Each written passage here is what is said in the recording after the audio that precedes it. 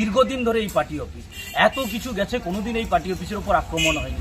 এই প্রথম কিছু তৃণমূলের দুষ্কৃতীরা এই পার্টি অফিসের ওপর আক্রমণ করে, পার্টি অফিস ভাঙচুর করে, আমাদের টিভি সহ ইলেকট্রনিক যা জিনিসপত্র ছিল তা লুট করে নিয়ে যায় এবং এই গোটা পার্টি অফিসটাকে ভাঙচুর করে নষ্ট করে দেয়।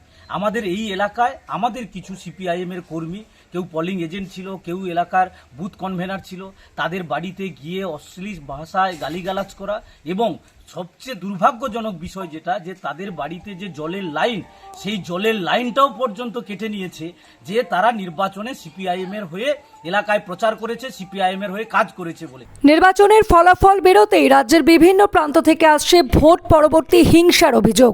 বেশিরভাগ ক্ষেত্রেই আক্রান্ত বিরোধীরা, আর অভিযোগের তীর শাসক দলের দিকে। এমনকি নির্বাচনে খাতা খুলতে না পারা সিপিআইএম কর্মীরাও আক্রান্ত হচ্ছেন রাজ্যের বিভিন্ন প্রান্তে।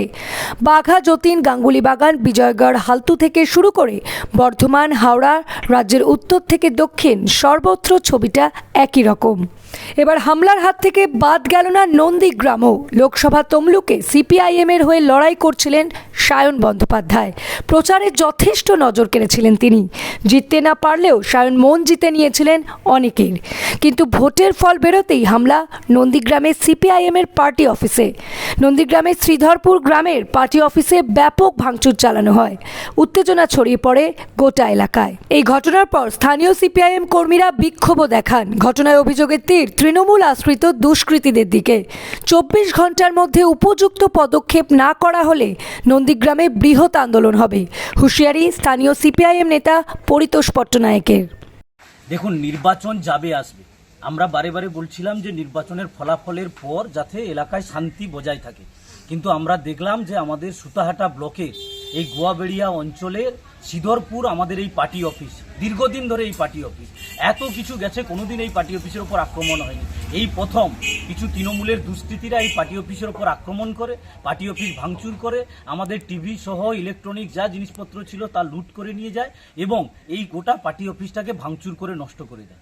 আমাদের এই এলাকায় আমাদের কিছু সিপিআইএম এর কর্মী, কেউ পলিং এজেন্ট ছিল, কেউ এলাকার বুথ কনভেনার ছিল, তাদের বাড়িতে গিয়ে অশ্লীল ভাষায় গালিগালাজ করা এবং সবচেয়ে দুর্ভাগ্যজনক বিষয় যেটা, যে তাদের বাড়িতে যে জলের লাইন, সেই জলের লাইনটাও পর্যন্ত কেটে নিয়েছে, যে তারা নির্বাচনে সিপিআইএম এর হয়ে এলাকায় প্রচার করেছে, সিপিআইএম এর হয়ে কাজ করেছে বলে। আমরা অবিলম্বে এসডিওকে জানিয়েছি, বিডিওকে জানিয়েছি এবং ওসিকে জানিয়েছি, দ্রুত যদি ব্যবস্থা গ্রহণ করে ভালো, নাহলে এলাকার মানুষকে সংগঠিত করে নিয়ে আমরা আগামী দিনে নির্দিষ্টভাবে কি করে দাবি আদায় করা যায় এবং এই মানুষগুলোর জলের ব্যবস্থা করা যায় তা আমরা করব। ঘটনায় ইতিমধ্যে পুলিশে অভিযোগ দায়ের করা হয়েছে। পুলিশের ভূমিকা নিয়েও রয়েছে বড় ক্ষোভ। কিন্তু কেন ভোটের পর দিকে দিকে আক্রান্ত হতে হচ্ছে বিরোধীদের?